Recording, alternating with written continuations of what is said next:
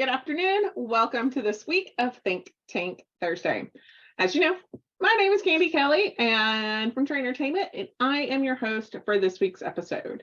Before I jump in, I'd love to give a shout out to our 2023 Think Tank sponsors, Delta Strike, Betson, Roller, Redemption Plus, and Simnox. Today's guest comes from Simnox, and it is a new guest from Simnox, so I'm super excited about that. On Thursdays, Trainertainment has to take a little bit of time away from all the doing, and we want to spend some time thinking about your business. And today we're going to spend that time welcoming a face that most of you know back into the industry. So why don't you jump in so you can see who it is? Welcome, Phil. Thank you for choosing to take time and spending it with us on Think Tank Thursday. Glad to be here. Well, I'd like to just jump right in. You've been gone a while. I mean, I know lots of people in the industry know who you are, but you've been a missing face a little bit. Where have you been? Yeah, it's quite the question these days, right? For me, myself, and family, and the industry. The pandemic, as you know, just turned everybody's world upside down. I was no exception. And the work that I was doing at that time ended. It just abruptly ended. But looking back, just even the last year or two, it was really a good thing for me to step back. It was also good for me to be able to take some time to focus on the ministry aspect of my life. Many of you know I sometimes say bipolar. I'm bivocational, and so but it was good. It left me and my wife to really focus for a couple of years on stabilizing that during a very tumultuous time. I'm sure you had lots of people to help during that time. You were needed in a different realm of vocation. You were more needed in that vocation during that. Well, that's true. Very true. Now, was it easy? No, it was very difficult to step away from something I'd been involved in for 24 years. And not knowing whether or not I would step back in was also very unsettling for me. And just in the last year, maybe 9 months, I really started to think, my goodness, I think that's it. I'm not going to ever get back in, even though I always kept my eye on you guys, so to speak, on the industry, and I would come visit at IAAPA since it was right here in Orlando where I live. It was great to always go back and say hello to everybody, but I wondered, and so it was really very pleasant to get that phone call that happened to come on my birthday, March 10th. What a nice present. Yeah. And things progressed very quickly with Simnox, and I said yes, not just to them, but really yes to coming back into the industry. And it felt like coming home, like I'd been on deployment for a while. And Simnox is the one that enticed you back. So what are you going to be doing for them? So I'm called a client partner, which is really what I've always seen myself as in this business, right? I try not to ever see myself as just moving a product, selling a product. It's partnering, right? And so, one of the things I love about what I've always done in this business is build relationships, and then product follows that relationship, and it goes hand in hand with Beth's book. Yes. People buy from people.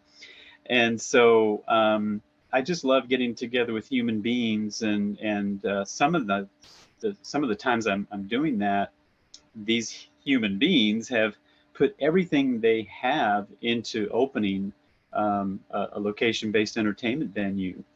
And I always want to be part of a good solution, something that helps them put tools in their tool chest to be successful. And I've had the privilege of doing that a lot. I can't say I've always hit it out of the ballpark, but it's always been fun to see things come out of nowhere, like rising up out of the dust and becoming something really special in the industry. And that's what makes it fun. Awesome. What did you miss most while you were gone? The people. Oh yeah, yeah. It's the people. And I went out to Amusement Expo a couple of weeks ago in Las Vegas to visit with the Semnox team, and I was overwhelmed by the response from the family, right? Because that's what it really felt like. And I don't want to make it sound too ooey gooey, but it really was. And there were tears, there was lots of laughter, lots of smiles, and it just it felt extremely good to come back. Felt like home, like hardly missed a beat. Yeah. So you said one of the things you enjoy the most is the relationship aspect of what you've done. And so is that what you think you'll carry on into the Semnox role, that you'll enjoy the most about coming back to the industry? Or are there other things you're looking forward to? I mean, of course, the trade shows, they're always fun. But other than that, Yeah. Yeah, for sure. I've already made a few rounds and uh, reestablished or just reconnected with some of my old friends in the industry, and many are saying, "I'm so happy you're back. Let's get to work. Let's have some fun together." Um, so again, just rebuilding those roads, and sometimes just getting back on the road, which is great, is very exciting to me. But also the company I work for is, and maybe we'll get to that later in this particular get together with you, has just lent itself to great tools to offer up, and that's always great for someone like a client partner, right? We want to feel good about what we're bringing to our relationships.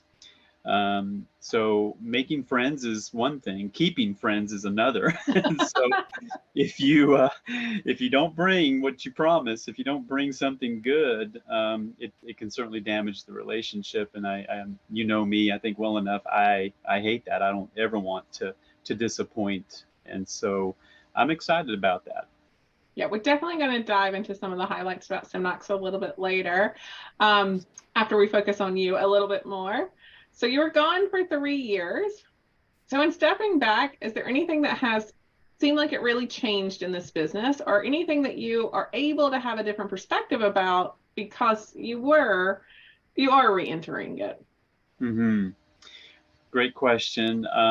What I immediately realized, again, was the resiliency of our industry. It's incredible to me, quite frankly. I remember the 08, 09 era, which was not really a fun time for our nation economically, but my goodness, our industry just thrived. I remember our sales increasing at that time. And anyway, so that was amazing. But then to see it again through something far bigger, far more chaotic, far more traumatic worldwide, and this industry to just bounce back uh, with such furor. I mean, my goodness, it was terrific to see that. And then also, to some degree, it brought comfort that not much changes in our industry. So a lot of things were right where I left them. Right. Mhm. Good to see Amusement Expo still going. Good to see Bowl Expo going. IAPA, and then some of the local associations still just doing what we do. And I was thrilled. And then you guys, Trainertainment, my goodness, you hardly skipped a beat in bringing terrific education to our industry, and keeping people healthy mentally and every other area. So yeah, that's the one thing. The resiliency was just so evident. I would check in periodically over the last couple of years with different folks in different segments of the industry, and they were all saying the same thing. We're back, man. We're coming back. We're back. There was very little pessimism at all. It was amazing. That's awesome. Yeah, we still say during the pandemic and everything that happened, Pure Talk was probably the best thing we did. And, there's no money, it was no economic, but to just give everyone, like, you're not alone. We are in this together and we can come out the other side together was the simple purpose of that gathering. Yes. And that was great. I jumped in on those for a little while until I really realized I got some other work I got to jump into for a little bit, see where that goes. But those Pure Talk sessions were fantastic. Yeah. What about, one of the things I do think that has got sped up a little bit because we were, in development mode versus a lot of companies couldn't deliver, is the innovation, including some of the things that SimKnox has come out with. Their, VR is the talk of, a lot of things. You see more immersiveness. So when you step back in there, what about those trends? Are there any of the trends that you really like, or innovations that you're like, wow, we're really going in that direction? I'm excited.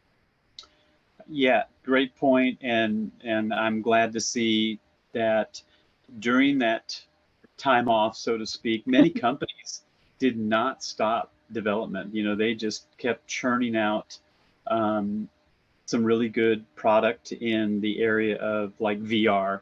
I mean, I followed, I'll put a little jab out there for Bob Cooney. He just did some terrific seminars throughout all this time, but it showed and highlighted that, these companies were not stopping. And that was great for me to see that resiliency in development continuing. More into my specific segment as well.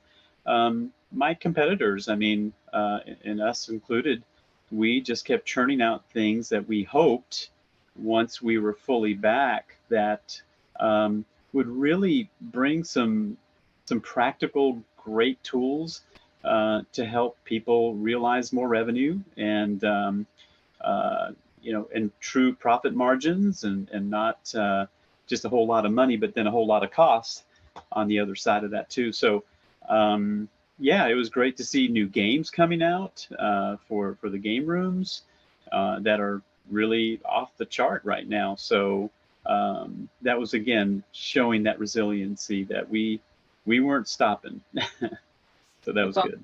I'm sure it was nice to go to Amusement Expo and see all the excitement, and the buzz is still there. And that vibe, that vibe, there's an energy vibe that comes with this energy, and that it is still present and alive. It's real.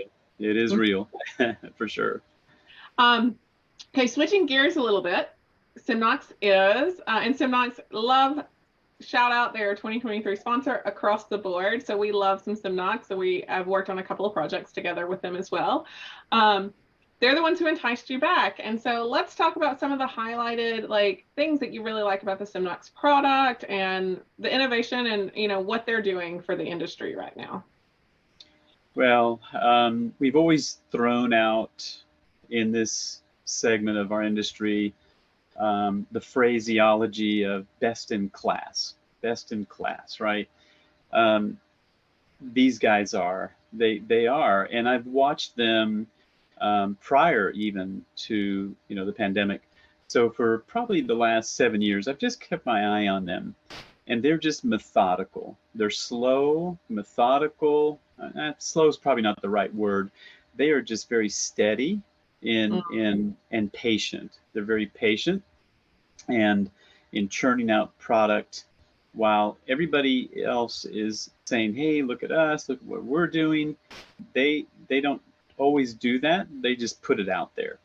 And so when I heard and saw proof that they really release new upgrades and new development products every quarter and have for every year of the last 10 years, it's phenomenal. It's like, who does that? And so that excited me a lot. They're very responsive. They know, they're very self-aware. They know that they're not a perfect suite of offerings yet, but they want to be. And so they're asking the industry, they're asking clients, they're asking the sales team, what can we do to truly improve our image? What can we do to truly improve the suite of products that we offer in our Parafect suite of offerings?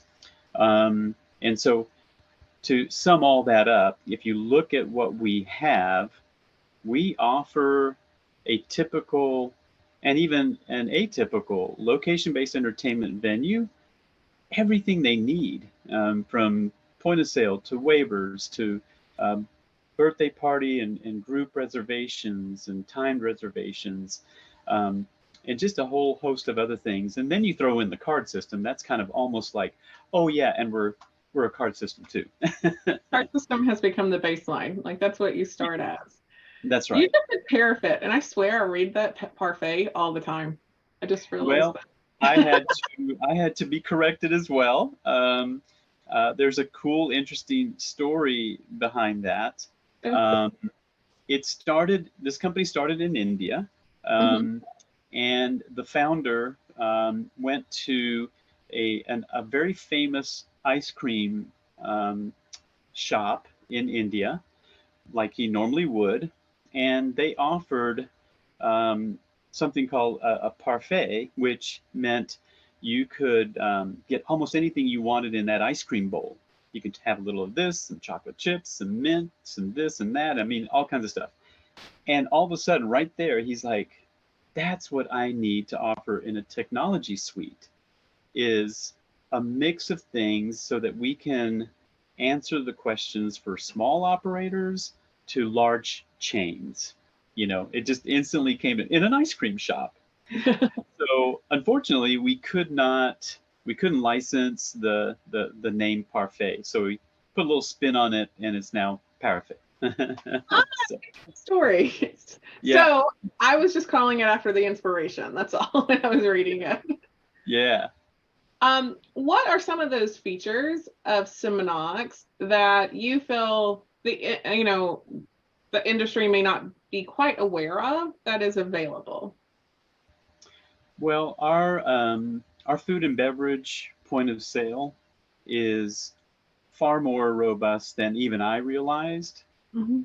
and that could be a very nice surprise to many, because oftentimes card systems are asked to interface, and interface over the years that I served was a bad word. It brought so much pain sometimes, because when you think about very complex software systems trying to marry, and not only is it the software, it's cultures. One company's culture is different than the other. Language sometimes is even a barrier. And so to interface or to marry two software products together has always been a very painful, I know. I painful. don't think that the normal population realizes that there is like hundreds of computer languages out there. It's not just like when we say language for software, we don't mean English versus Spanish. We mean Java or Ruby on Rails, or like there are Yeah, hundreds there of are. computer languages in the world. And someone in an interface scenario has to take the lead and decide, which of those languages are we going to talk, and come together with all the correct elements of what the client's asking for. Unfortunately, sometimes the client may not even know the right questions to ask. There are some high level things that they know they got to have, and that's fine. But what about the rest of the things that follow that? So recipe building in a point of sale, for instance, Oh yeah. what are all the layers behind that? And does it actually capture food costs to ensure that the operator, when he looks at his reports, sees, hey, this system is telling me what my inventory is and what my true food cost is, by factoring in things like overhead and That's employee awesome. timekeeping, all of that kind of stuff. And so with that, now offering a very nice, robust point of sale for food and beverage. There's no longer, as well, let me put it this way, there will no longer be, coming very soon, the need, as people in the industry start to see what we have, for the question, hey, can you interface to X or can you interface to Y? We can simply show them, why would you want to do that when we have it all in our Parafate suite? And so very exciting. There's a host of other things, handheld products to help mobile point of sale. When it's a busy Saturday, it'd be nice to have your employees be able to walk around with basically a phone, a tablet or a phone, and help people out on the floor, check their balances, top up, things like that. So those are fairly common, but I think we do ours a little bit nicer, and they just look better. The use of apps has certainly been something that they have brought out and rolled out over the last few years, and makes it easier for the guest to sometimes use their phone for payment rather than the RFID tap card. So, and these guys, there's going to be some argument about this, but they are the first ones that really rolled out RFID to this industry. And so there's going to be an argument about that. Yeah. No, it was me. No, it was me. But I've seen the proof, and yeah, I've seen the proof. Technology is an interesting thing for this industry, because the heart and soul of this industry is locally owned, mom and pop started bowling centers, family entertainment centers, mini golf centers, roller skating rinks. Yep. That saw a need in their community and built it. But with that, just used whatever technology could be there, and there was no long-term solution like there has been for restaurants for such a long time. And then Then technology was like, oh, this is an industry really to watch out for. They need more than just a cash register. Like, then you've had one-off products. So you could get party booking here. You could get arcade cards here. You could get a POS system here. You could get CRM over here.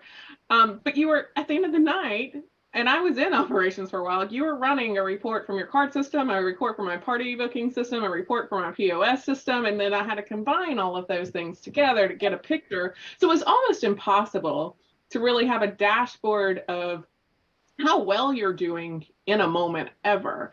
And so I am so excited, to see that technology is finally catching up with what the industry has needed to provide more of a snapshot and know if you're doing a good job, instead of being reactive. Well, we didn't do great last week. Let's dive in to see what we can change this week, instead of being able to make some of those decisions in the moment. Well said. Well said. It's exactly right. And I know of a location that had 13 different systems running its business. Now, you tell me how on earth you effectively and efficiently run a business with 13 different inputs into your brain and into your QuickBooks. You can't do it. And so this company's worked very hard, trying their best to be, a one system solution for mom and pops all the way up to large chains. It was my thing. I came from restaurants. So I've been in hospitality pretty much since I graduated, even before I graduated college. But I came from restaurants, and it was nothing as a restaurant manager to go and slide my manager card and be like, okay, my labor is at this. Our average ticket is running at this. My sales per hour is running at this. Oh, I need to cut somebody because we're falling out of line for the day. And so to make that transition from having a swipe of a card and having a dashboard that tells you all of that information real fast to, oh no, you got to go pull this from here and this from here. It was like, oh my goodness, how am I supposed to make really quick decisions for the good of the business here? Yep. Again, well said. That's exactly right. So just to dive into, if people do not know, Simnox obviously is not just as we were mentioning here, is not just for arcade card. And so of course there's the wireless card reader and the RFID, and you guys also have wristbands. So it's not just cards as well. There's a wristband with that too. Waivers, I know I get that question a whole lot. Well, what about waivers? Can they help us with waiver? Sure can. Absolutely. It's we just roll it out into our proposals And then we can talk about it with the client, because sometimes they're not even thinking about it. But when they see it as a line item on our proposal, they're like, "Oh my goodness, I didn't even think about the fact that you offer that. I thought I was going to have to go get that somewhere else." And so, yep, we have that system built in, either from a kiosk or a staff attended POS or tablet. So yeah, it's again part of that solution, that we don't do these one-offs to force an operator to work inefficiently. So, yep. The other question I get asked a lot, and when I'm talking about technology, is I know you guys do party booking, but so much stuff, especially post-pandemic, has moved to some time slot bookings too. We push people to reserve online before they ever came to our center for more than parties. And so there have been some systems that it was kind of difficult to have time slots for this and then time slots for parties. Do you guys accommodate that as well?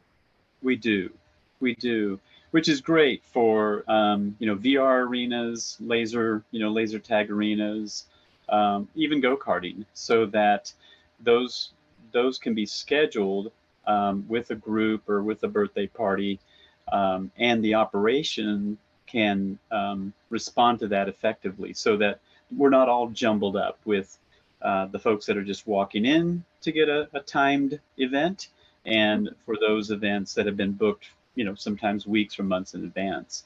And so the system can handle that very well. And it's one of the things that was so clunky and clumsy with what I had seen in the past. Yes, very much. And then before this interview, I checked the website, and this is one that caught me. You guys have incorporated more of a CRM functionality, it looks like, into the Parafit solution as well. We are getting there. Yes. Okay. Yes. Okay. CRM is, again, just oh my goodness, how do you say it? Such a very complex tool, right? And so it has to be spectrum. It's everything from knowing who your customers are to just when their visits are to I can put notes about that. Like, it's such a spectrum. It is. And so to take a good one, we're trying to figure out what is the best one and incorporate and kind of mimic that, and then incorporate it into our suite is where we're at today. So I can't tell you today we have it all done, but they're working fast and furious on it for sure. I'm one of those people who say sometimes we have a tendency to overcomplicate things. Like, we need our clients, and if it's in the same system, if I can attach cells to them to see how much, like, maybe their lifetime spent, like, that's it. Yeah. I don't need a lot of the stuff that, like, the big CRMs give to do what we do in this industry. Well, you're right. And where we do have the framework of a CRM to help us with loyalty, we definitely are continuing to roll out further development in that CRM area. So it really can become what it says it is, customer relation manager. That's really what it is. Yep. Yeah. It's so exciting to have you back. As we kind of come to the end of the interview, is there any last things that you want to say about your return or have people know about Semnox? I would say this about Semnox. Bipin Jose is the president of the U.S. operations, and he was sharing with me how he presents Semnox to the world. And he said, it is okay if we are not the right fit for someone. It is okay to say, no, we don't offer that. It is okay to say, we're not going to be perfect. What I'm saying is, he was very in tune with something that Beth Stanley teaches very well: manage expectations. Manage those expectations. And he instilled that in one of our very first discussions as I started to onboard. And I was so pleased to hear that. Too many times it's get out there, get the numbers, you got to hit your numbers. I don't care how you do it, just get it done, kind of thing. He was okay for us to say, you know what, I don't think we're the right fit for you. Now, I don't know when that's going to happen. I think we're the right fit for many, if not all. But it was good to hear that.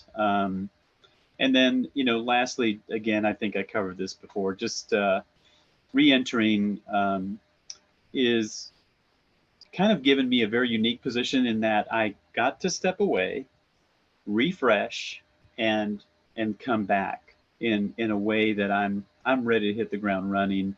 I'm teachable, so I want to learn new things. I don't want to bring that old paradigm into what I'm doing today. I want that paradigm shift. By me being teachable, I think that can happen, and so I'm very excited. Well, awesome. Welcome back. We like to close Think Tank. We ask all of our guests a signature question. Are you ready? I don't know, but go for it.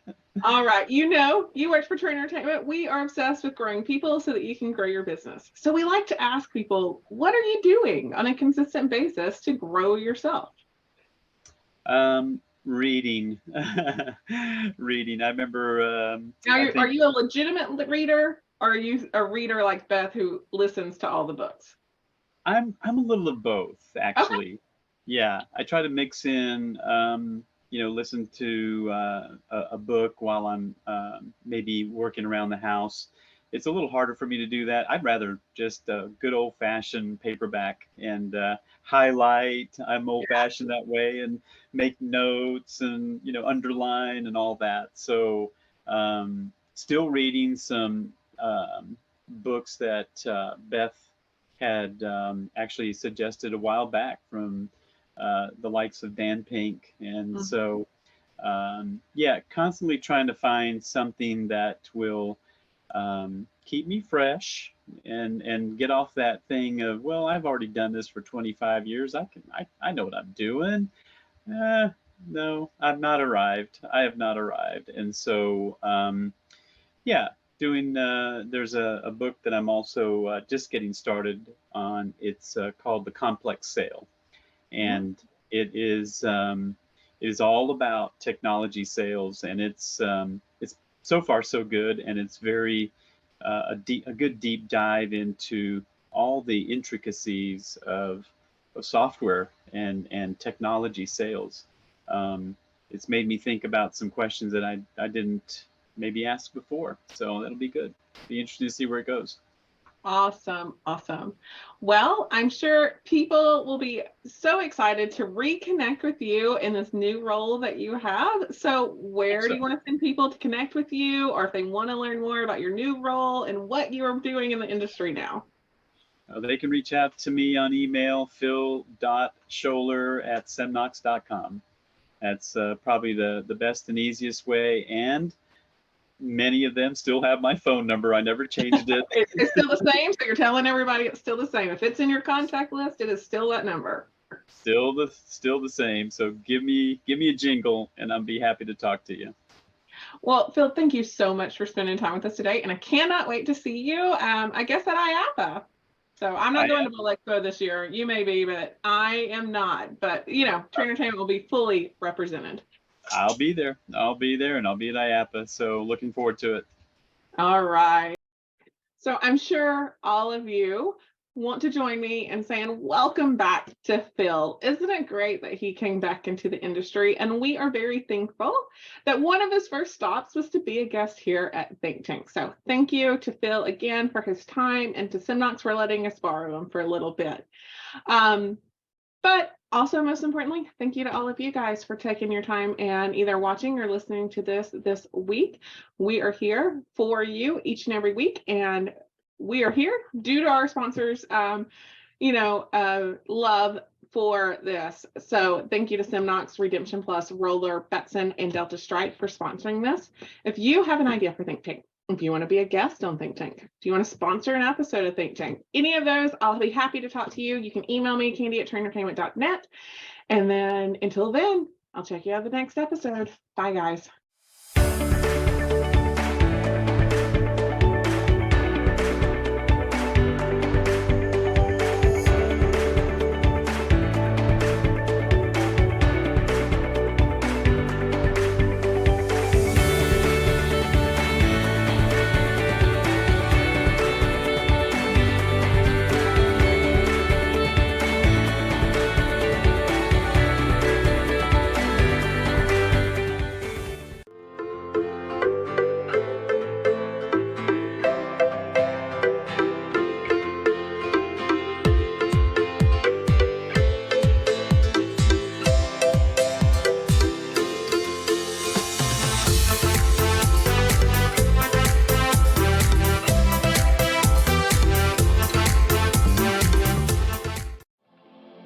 Introducing Mobile Wallet, the next gen and cashless fueled by Embed.